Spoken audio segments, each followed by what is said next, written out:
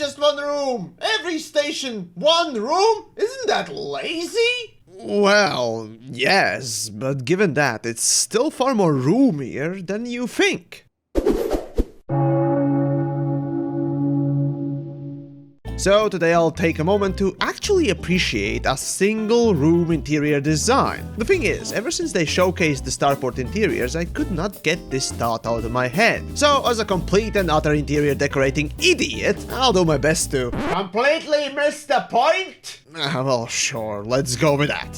So, while there are a few different variants of the single room social hub, basic principles apply to all of them. For this, I'll just take the one that they presented to us before the alpha launch. You arrive or spawn into this place of what seems to be entrance lifts, which leads back to the docking pad and your ship. This first area is what you would call foyer. Nothing overly complex, a few seats, a few terminals, and rather open space for standing around and doing exactly the same thing Frontier Development's balance team does. Absolutely nothing. Usually this entranceway is a more prettier, more grandiose area so that the owner of the fine establishment can show off. However, I sense designers here went with a more utilitarian approach. To left and right immediately you find a narrow stairway leading up to, well, let's call it a fake second floor, with a walkway above the social area as a nice little overhang. I find these stairs to be placed more for ease of access, as the only other way to get down from the fake second floor is to go through the main stairway,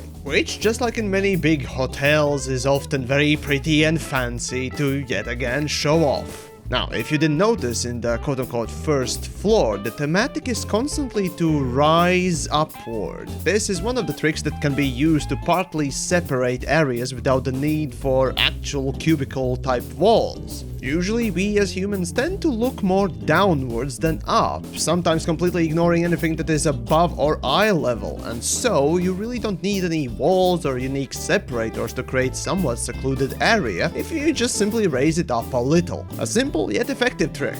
Another rather nice interior trick I noticed being used is the see-through walls or hologram adverts as separators. While glass walls do this worse than hologram ads, it's interesting how those connecting walkways almost feel like tunnels by just simply obscuring your field of view a little. The same kind of separation you can often see with the use of fabrics rather than solid walls, but that's to a lesser degree of effectiveness. Then we also have the shops and specific areas in these stations that are blocked off only partly by those cubicle glass walls, and the same principle as a common office here works as well.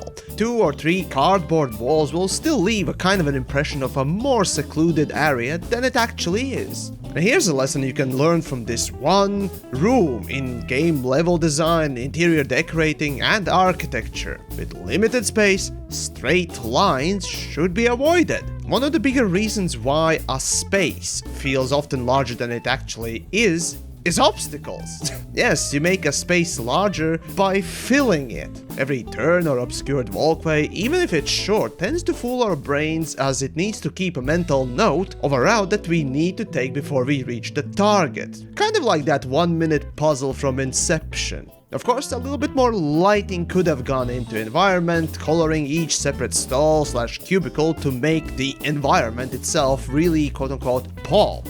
Like proper blue for the weapon shop or darker pink for the bar. Like seriously, I haven't ever seen a bar/club this bright. But regardless, there is a slight attempt to color code each interior area. But it's not there yet if you ask me.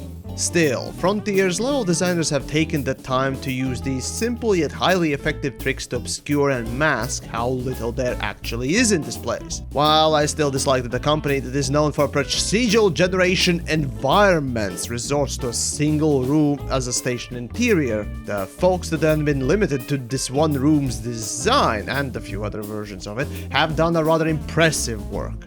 Of course, being a complete interior decorating idiot, I might have missed a few aspects, so do let me know. But even without the degree in Feng Shui bullshitsu, I find it rather noteworthy and fascinating to be able to analyze these tricks of the trade. One thing though is popping out for me about this design Frontier has chosen. It's all rather sanitized, and despite the good placement, it still feels too clean.